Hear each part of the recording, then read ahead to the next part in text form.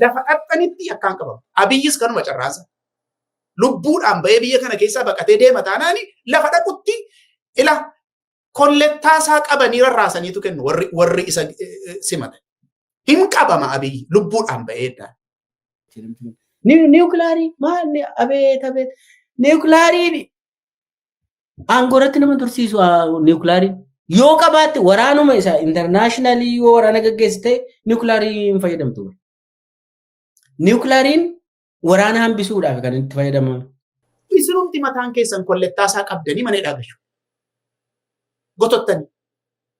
Hin dandeessu kana beektu. Gaafa kun ta'e yoo xinnaate hojii koo jedhanii inni lola adeemsisan. Caasaan mootummaa hojii koo jedhee inni nama butu. Lolli Oromiyaa keessa jiru, kan Amaara keessas jiru, muddamni Tigraay keessa jirus hin dhaabbata. Opiidiyoon warra abbaa duulaan fa'aa namoonni amma warri duraas booji'amamtoota miti warri hundi isaanii warruma booji'amee deebi'ee opiidiyoo ta'eetu opiidiyoo ta'anii ammas immoo mootummaa qabatanii ammas immoo deebiseetu TPLF'n dura dargii booji'ee godhe. Dargii keessa waraana booji'eetu opiidiyoo ijaare. TPLF. Abbootii keessan boojinee rasiininis isin boojinee jedhaniitu jechisiisanii warri TDF jalqaba. Warri faannoos waanuma wal fakkaatu jechisiisanii. Ayyee egaa oduun akka bal'inumaan dubbatamaa jiru qabatamaattis akkuma argame kifla xoorii guddaan tokko naannoo Amaaraatti bittinnaa'eera. Dura odeeffannoo lamaan tokko hordoftoota keenyaan gahuu barbaanna. Odeeffannoon jalqabaa waan waraana naannoo Oromiyaa fi naannoo Amaaraa keessatti gaggeeffamaa jiru wal qabatee jijjiiramoonni gurguddaan ta'aa jirutu jira. Sanarrattis yaada kennina. Dhaansinee immoo Abiyyi Ahmad hongee dippiloomaasiidhaan dhaamuunsaa waanuma beekamu haa ta'u gara Raashiyaa deemee achitti mul'ataa jira. Sanarrattis waanuma gabaabaa dubbannee dabarra. Gara jalqabaa irratti odeeffannoo isa jalqabaa wal qabatee odeeffannoon waan raayyaa ittisa biyyaa Oromiyaa keessattis naannoo Amaaraa keessattis rakkoon isarra gahaa jiraachuutu jira. Sanarratti odeeffannoo maal qabda ittaan? Ayyee egaa oduun akka bal'inumaan dubbatamaa jiru qabatamaattis akkuma argame kifla xoorii guddaan tokko naannoo Amaaraatti bittinnaa'eera. Faannoon rukuttee bittinneessiteetti kifla xoorii tokko. Inni kun egaa jetteetu hin ta'in viidiyoodhaan waraabamee loltoonni haala nama gaddisiisuun booji'amanii madoo kan ta'an inni kaan wal baachaa inni kaan wal tirsaa yeroo daraasha wayitti naqan hiriiranii mul'ataniiru. Akkasittiin egaa kan wantichi ta'ee namni baay'een akka inni ajjeefamee loltoonni baay'een akka isaan ajjeefamanii jarriyyuu himaa jiru. Warra booji'aman immoo viidiyoodhaan waan ilaalaa jirruuf homaa waan sanatti daballu baay'een hin jiru garuu fokkorsuun inni jeneraalonni biltsiginnaa TV'tti as ba'anii fokkoran qophoofneerraa galaana diimaatti dhiyaanneerraa qoochoo baafneerra barrisuu fi reedsii geenyaa maal jedhu suni asumattuu faannoon kottee cabsiteetti. Asuma naannoo Amaaraatti jechuudha. Kana duwwaa miti. Naannoo Oromiyaa keessattis waraanni bilisummaa Oromoo iddoo garagaraatti keessumatti iyyuu giddu galeessa Oromiyaatti loltoota hedduu akka booji'ee fi kaan immoo madoo akka godhee dubbataa jira. Amma egaa rakkinni cimaani wanti kun tokkoffaa uummata bira akka barbaachisutti ga'aa hin jiru. Maaliif wanti uummatatti himamaa jiru tokko waa'ee giddibiiti, lama waa'ee abaaboo dhaabuuti, ililleedha. amma immoo kunoo ayyaanaan wal qabatee wanta garagaraa wanta biliclicee hojjetanitti agarsiisu malee rakkina qabatamaatti biyyi kun keessa galtee jirtu loltuun biyya kanaa gam lamatti qoodamee dargaggoon biyya sanaa inni kaan du'aa inni kaan ajjeesaa jiraachuusaa uummatatti oduun kun kallattiidhaan keessumatti iyyuu miidiyaalee gurguddoo biyyi sun qabduun himamaan jiru kanatu jira. Gama kan biraadhaan kun ta'uu isaarraan kan ka'e makalaakaa keessa naafuu guddaan dhageenyee jirra. Maddoonni keenya akka nutti himanii jiranitti naasuun kun wanti inni irra dhaabbatu makalaakaan ijaarammisaa keessumatti iyyuu caasaan basaasa isaatii odeeffannoo loltummaa dhimmisiisee dabarsee warra makalaakaa haleeluuf kennee ta'a malee akkamittiin hamma sadarkaa kanaatti rukutamna kan jedhu naasuu guddaatu galee jira. Yaaddoo guddaan isaan keessa galeera. Kanarraanis kan ka'e walgaarreeffannaan sabummaarra dhaabbate makalaakaa akka inni durumayyuu jabaataa dhufeera. Amma immoo sadarkaa guddaatti akka inni ol ba'ee fi cinaachaan wal ilaaluun akka inni jabaataa jiru makalaakaa keessaa dhageenyeerra. Kanarratti kanumaan jechuu barbaade milkeessa. Baay'ee galatoomii. Wanni dabaluu danda'u tokko maa'inni amma waldaa qabataniiru warri faannoo jedhamaa jira. Waldaa qabatanii gara dasseetti deemaa jiru han jedhu ragaanii baay'ee agarsiisaa jira. Makalaakiyaan Abiyyi egaa akkaataa inni itti ijaaramee akkaataa inni humnaan ijoollee qabanii lafa leenjiitti erganii ijoolleen tu leenjii gaasha qabuun godhatiin sana booda bobbaasaa Abiyyi dhimma hin qabne waa'ee nama booji'amee nama ajjeefamee nama waa'ee kanaa dhimma isaa miti Abiyyi. Haa ta'uuti makalaakiyaan Abiyyi waraanuu akka hin dandeenye beekamaadha. Hooggansi isaas uumaa faayidaa hin qabu. Deengadda kana muudama garaagaraa kennee utuu muudama sana hin fixiin dhagaa wanni kun inni ta'ee. Kanaaf amma sodaan akkuma ati jette sodaan makalaakaa keessatti baay'ee uumameera. Paniikii ta'aniiru. Guyyaa tokkotti salphumatti amma kana sadarkaa kanatti qiblatoorii rukutanii waldaa qabachuun salphaan ta'u deemee wanni ta'aa jiru kun makalaakiyaan kana booda mooraaliin isaa already durumaa makalaakiyaa jechuun bar waan loluuf illee hin beekamu. Eenyuuf akka lolullee Abiyyiif lolta. Biyyaaf miti kanatti loltu. Sirna nugusa tokkoof nama tokkoof jettee nama faayidaa hin qabne tokkoof jetteetudha duuta. Namni du'u hin jiru harka kennata malee. Kanaaf wanni kun Oromiyaa keessatti sirriitti argaa jirra. Waraanni bilisummaa Oromoo booji'ee agarsiisaa jira. Waraana gurguddaa fudhatee. Amma magaalotuma naannawa Finfinnee malee iddoon kaanuu lafa makalaakiyaan taa'u akkasumatti wal bira daddarbama malee kufeera mootummichi kun. Already kufeera. Wanni nuyi kanarratti arguu dandeenyu qorqalbiin makalaakiyaa cabe. Amma dhaadannoo isaan jechisiisan laali itaan. Yeroo TDF'n waan inni jechisiise sana ammas jechisiisan. OPDO'n warra abbaa duulaanfaa namoonni amma warri duraas booji'amamtoota miti warri hundi isaanii warruma booji'amee deebi'ee OPDO ta'eetu OPDO ta'anii ammas immoo mootummaa qabatanii ammas immoo deebiseetu TPLF'n dura dargii booji'ee godhe. Dargii keessa waraana booji'eetu OPDO ijaare. TPLF'n. Abbootii keessan boojinee rasiininis isin boojinee jedhaniitu jechisiisan warra TDF jalqaba. Warri faannoos waanuma wal fakkaatu jechisiisanii. Kuni qalbii makalaakaa keessatti balaa guddaa qaba. Salphaan ta'u jechuudha. Lafa jirutti makalaakayaan harka kennataa jira jechuudha. Kanaaf amma wanni jiru hooggansi makalaakaa kana booda jiru gara uummataa goruu malee Abiyyiif jecha salphachuun irra hin jiran. Abiyyiif jecha ijoolleen fichisiisuun qaban. Kunoo gara waraana bilisummaa Oromoo faana dhaabbachuu danda'u. Namicha kana ofirraa rimuuvii godhanii gara nagaatti ceessuu danda'u. Salphaadha wanni kana kan xumuruun Namichuma kana ofirraa gaggeessu malee biyyi nagaa argata. Bokkaan hin caamarra. Bokkaan waraana Oromoo irratti bahaa lixatti kibbaa kaabatti Oromoo guyyaadha biyyi fichisiisu kun akka bokkaarraa caama. Namichuma kanarraa kaasu malee. Kanaaf salphina akka kanaa makalaakiyaan illee atiin callisee ilaaluu hin qabu.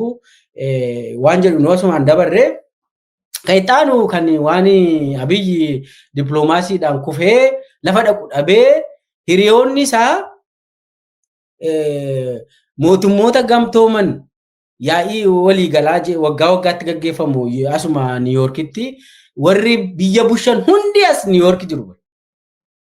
Biyyi guyyaa waggaa 7 guutuu hin dhufne barre New York dhufee qaamaan dhufee haasaa godhee hin beeku abiyyi. As hin dhufne inni eessa dhaqe? Mooskoo dhaqe. Mooskoo Puutiin jechuun bar kasasamee jira waan ta'eef Awurooppaa keessa darbuu hin danda'u, Awurooppaa dhaquu hin danda'u. Dhiyoo kana gara Ameerikaa kana gara daariirraan karaa Alaaskaadhaan seenee bahee lafa abiyyi dhaqu laal. Dippiloomaasiidhaan kufee hongeen dippiloomaasii isa dhoofnaan lafa dhaqu as dhufee haasa'uu hin danda'u. Bakka namni dhalli namaa hooggansi addunyaa jiru dhufee dhaabbatee afaan danda'uun illee haasa'uu hin danda'u. Hin sodaata waan baay'eetu jira gaanni waa hedduudhaaf baqatan gara naannoo. Waggaa 7 guutuu utuu UN General Assembly hirmaatiin nama aangoo gadhiisuuf deemudha Abiy. Nama salphinaa jechuudha. Inni amma Mooskoo jira. Mooskoodhaan maal hojjetaa jira jedhanii itti aanatti dabalu. Amma waan kana argitee innaa ta'e itti fufiinsa proppagandaati. Amma wanta sadarkaa inni dhaqee haasa'ee nama akka haasa'u barbaadu sanaatti tun ta'in sadarkaa proppagandaatti kan wantichi jiru. Inni wanti inni akka namni haasa'u barbaadu waa'ee niwukileeriiti. Wanti inni itti jiru qabatamaatti garuu waa'ee proppagandaa tara aktivistiin tokko hojjetuuti wanti inni hojjetaa jiru. Dhageessee yoo ta'e yeroo hidhaani laga Abbaay sun yeroo inni eebbifamutu niwukileerii hojjennaa jedhee dubbate jechuudha. Waan lafarra hin jirree wanta homaa lafarra qabatamaa hin taane tokko. Amma immoo walgayii ofiisaatii Raashaanii yaadannoo yeroo itti boombii akkasii kana hojjetatan sana kabajachuudhaaf godhatan irratti kanayyuu na affeeraa jedhee kadhatee kadhaa meeqaan akka inni dhaqedha. Kan dubbatamaa jiru na affeertan malee du'eetan argama kan jedhu malee abiyyiin namattis lakkaa'ee namni achiiyyuu namni namatti lakkaa'ee waamuun hin jiru. Garuu kun akka inni dubbatamu waan barbaaduuf waa'ee niwukileerii kana dhaqee akka godhee kana tafaraaramee dhufee maal akka namni jedhu waan barbaaduufi achi dhaqee Puutinii wajjiniin harka wal cabbatee kolfaa footoo ka'eera jechuudha. Waa'ee niwukileerii ilaalchise Haayile Sillaaseen dookumentii farrame qaba baay'ee. Jechuun abiyyi miti kan kanantinii jedhaa jiru. Jaarsis bara isaa guutuu akkuma farrametti waraqata isaa rimmi nyaatee innis biyyoon isa nyaatee waa'ee niwukileerii karaa sana hin baane biyya sana kan waxalaa jiru beeladhaa, loladhaa, wal gaarreeffannaadha. Kanaafi namni biyyaaf dhimmu lafatii amma jette kana jira United Nation. Namni waa'ee biyya isaatii dhimmu. Waa'ee biyya isaatii namni fuulduratti tarkaanfachiisuu barbaadu lafa sana jira. Hundumtu olloonni biyyatti addunyaa guutuun kan United Nationitti miseensa ta'e mootummoota gamtoomaniitti kan miseensa ta'e hundumtu iddoo sana jira. Inni lafatti mul'atu barbaada qobaasaa waan ta'eef lafatti mul'atan ta'uu hin danda'u kun. Lafa addunyaa guutuu wal ga'ee yaada isaa ibsatudha malee kophaatti nama agulii akka isaatii tokko lafitti ol baasanii acabaccabaniif hin jiru. Namni hundumtuu barcuma wal qixxee qaba. Mootummoota gamtoomaniitti. Hiyyeessis, sooressis. Inni guddaanis, inni xinnoonis barcuma wal qixxee qaba. Kanaafi barcuma wal qixxee sanarra teessee yaada uummata keetii, rakkoo biyya keetii, garatti biyya kee geessuu barbaaddu, tumsama akkamii akka barbaaddu, addunyaa akkamii akka arguu barbaaddu, amma isa Keeniyaa Ruuttoo waan inni dubbate. Biyya 54 cal jettanii Afrikaa keessatti gattanii tuffattanii raattanii mootummoota gamtoomanii jedhamaatti fufuu hin dandeessan kan jedhu biyya isaa bira darbee rakkoo Afrikaa dhimma bakka bu'iinsa Afrikaadhaa dubbata. Kanadha namni biyyaaf dhimma. Kanadha namni biyyaaf dhimma. Inni bixxila propagaandaa ofiisaatii hojjetachuu barbaadu immoo anaaf naa cabacabaa kunoo lafa akkasiitti waan akkasii hojjedheeradha. Amma wanti Abiyyitti jiru waa'ee propagaandaati siin jedheera.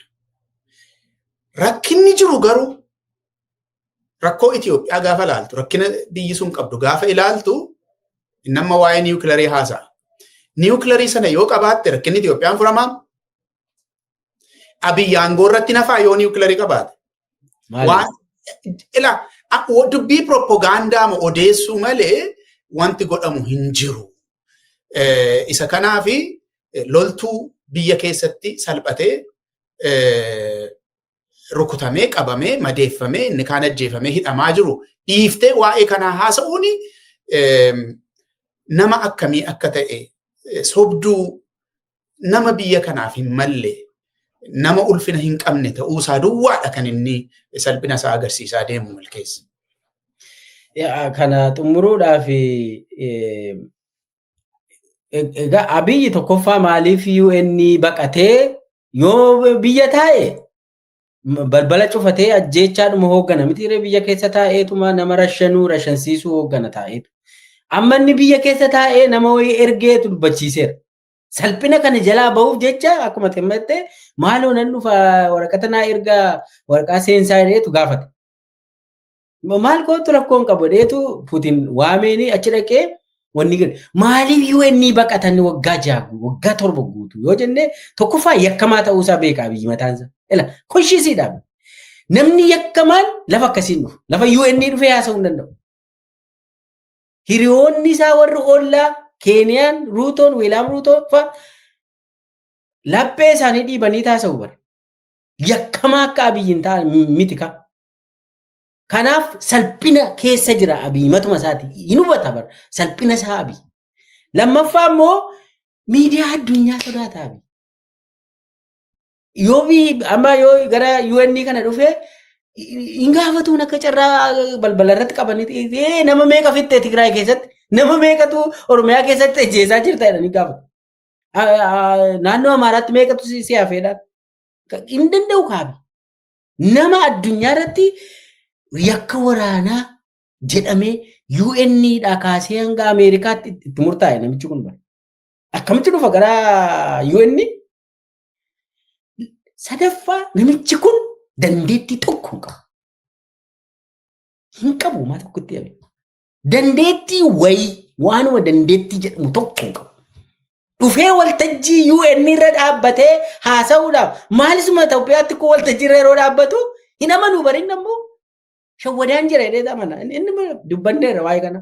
Abiyyi muummicha ministeeraa Itoophiyaa hin taane ganaa ta'uudhaaf dhama'aa jira tuun ta'in immoo deema. Jennee dubbanneera. Nama kanatu nama dandeettii uumaa tokko hin qabnetu nama yeroo hunda waraana nama ajjeesuudhaan amanutu bakka waltajjii namaa dhufa. Waltajjii hooggantootaa dhufa hin dhufu. Kanaaf lafa baqatu wayii dhokatee dhaqee miidiyaa qofaan of waraanee EBC fanaadhaan poosti godha dabaa ta'eet of waraabeetu daba poost jedhaan ijoolleen. Kana hojjetaa dhaqee ta'u jechuudha. Niwukilaarii maal abeet. Niwukilaarii aangoorratti nama tursiisu niwukilaarii yoo qabaatte waraanuma isaa intarnaashinaali yoo waraana gaggeessite niwukilaarii hin fayyadamtu. Niwukilaariin waraana hambisuudhaaf kan itti fayyadaman. Amma Raashiyaa fi Yukireen wal waraanu. Raashiyaan niwukilaarii hin fayyadamti hin fayyadamne bara. Niwukilaarii ijaartes ijaaruu baattes barcuma kee wanni si hambisu tokko illee hin jiru. Dippiloomaasiin hongee ta'eera inni lammata deebi'een suphamuu inni garuu shuma kana baqaadhaaf jecha waa sobuudhaaf uummata joonjessuudhaaf cheap propaganda ati sana isaaf gara sana dhaqee waan jedhuun kaasa. Kanasuma irratti xumurreetu gara mata duree keenya isa itti waanuma tokko ituu kana xumurree hin darbinii yoo namumti waa'een biyya kanaas rakkisu jira ta'e makalaakaa kana keessa jira jedhee waan yaaduuf waanuma tokko dubbachuudhaan barbaada. Amma namicha kanaa wajjiniin kuftanii kaatan dadhabdan hamma ajjeestan ka hamma duutanis duutan hin ga'u hin jedhan jechuun wanta isin hin gashine wanta loluudhaaf isiniif hin malle lola tokko itoo hin qabaatin Oromiyaadhaa wajjiniin lola dhaxxanii makalaakiyaadhaan hin jedhan lola tokko Oromiyaadhaa wajjin itoo hin qabaatin lola dhaxxanii lola sana injifattanii ammarraatti hin balleessinaa jettanii ijoollee Oromoo kan isiniif gaachana ta'uu danda'an biyyaafis kan gargaarsa ta'an silaatii walii wajjiniin mari'attanii kan biyya kana gara fuulduraatti adeemsiftan lollu malee hin balleessina lafarraa ishee xaragnaa jettanii ishee xaraddanii waggaa 7 ganna 7 dhuma hin taane sababiin isaa maal akka ta'e beektu dhokkataa miti lafa uummati jirutu humni jira yoo humni dhabamallee lafa uummata jiru wanti uummati barbaadu sun lafarraa baduu hin danda'u lolli akkasii xumuramuu hin danda'u jennee gaafa isin jalqaba Oromiyaa dhaqxan isinitti himne hin dhumu waraanni kun waraana keessaa hin baane keessa dhaqxanii ofii isin rakkattu uummata Oromoo isin rakkiftu biyyi kun isin rakkata isaa isni alaqaan keessan nama salphataa waan ta'eef isa dhageessanii deemtan hin taane ituu kan Oromiyaan xumuramin Tigraayin deemtan Tigraayin dhaqxanii uummata tokko xinnoodha jettanii digirii 360 marsitanii beelessitanii qoricha dhawwattanii karaatti cuftanii irraan boombii itti roobsitanii jalaan loltuutti naqxanii nama jimlaadhaan ajjeeftanii waraannillee erga xumuramee booddee jimlaadhaan nama ajjeesuutti kaatan ollaa affeertaniitti fiddanii biyya ormaa affeertaniitti fiddanii nama jimlaadhaan ajjeeftanii kanarraan kan ka'e maqaan keessan tokkoon warri ajajooti makalaakaa yeroo sana hirmaattan maqaan keessan galmee yakkamtoota addunyaa irratti galmaa'e beektu kana isinis amma dhiyoo kana dubbannee turre waa'ee saankshinii militarii saankshinii Ameerikaan isa seen haaressite irratti haasofnee turre sababa kanarraan kan ka'e maqaan keessan galmaa'ee jira maatiin keessan ituu nafin Ameerikaan galmeessiteetti mootummoonni gamtoomanii galmeessanii waa'ee Tigraay keessatti ta'e irratti duguuggaa dhala namaa jedhamee genocide ethnic cleansing jedhamee war crimes jedhamee mata duree sadiin wanti isin hojjettan ENDF jedhamee galmaa'ee inni kaan publicity published ta'ee jira inni kaan immoo biyyoonni gurguddoon harka isaaniitti qabatanii taa'aa jiru yakkamtoota taatanii waan ofii barbaaddan dizaayinii gootanii ofii keessanii hinnan atuun xaxxanii akka goona jettanii barbaaddanii ituun ta'in namicha tokko barcuma irratti eeguudhaaf kana taatanii akkasuma ta'ee waraana sana injifattanii dhumeemma waraanni Tigraay rakkoon achi jiru xumurame hin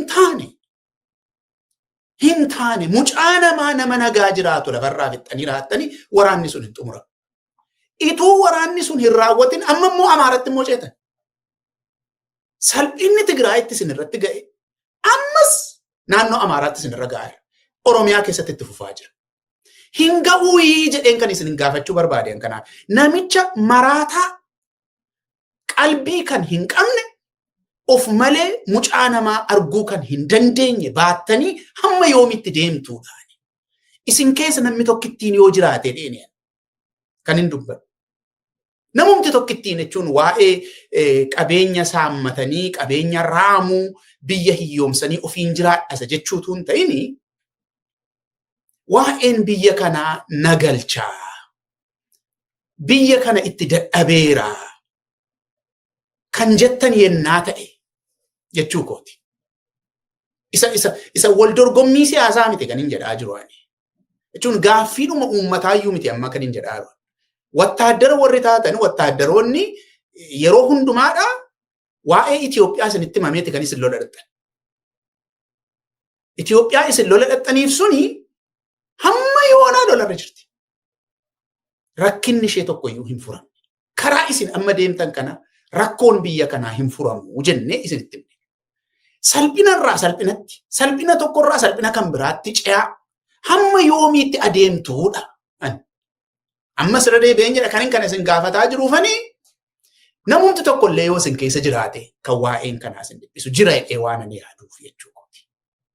Kanaaf wanti isin hin jedhaa jiru filannoon isin fuuldura jiru ifa galaadha. Ifa galaadha. Yookaan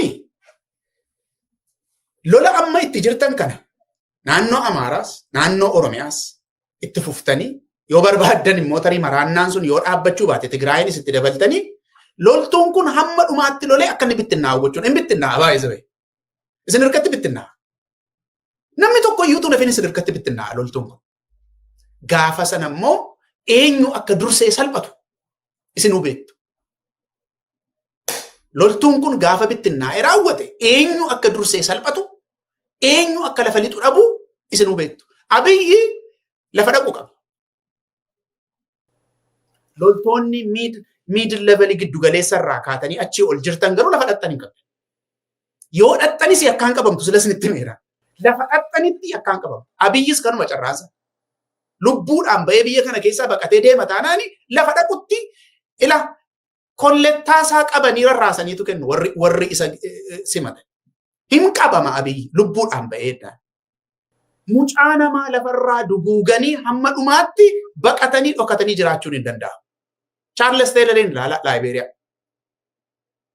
Hamma yoonaa waan mana hidhaatti ittineedha.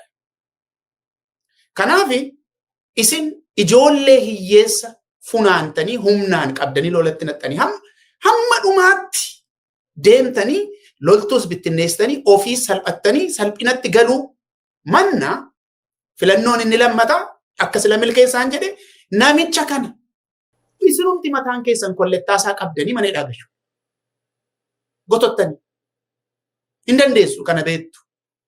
Gaafa kun ta'e yoo xinnaate hojii koo jedhanii inni lola adeemsisan.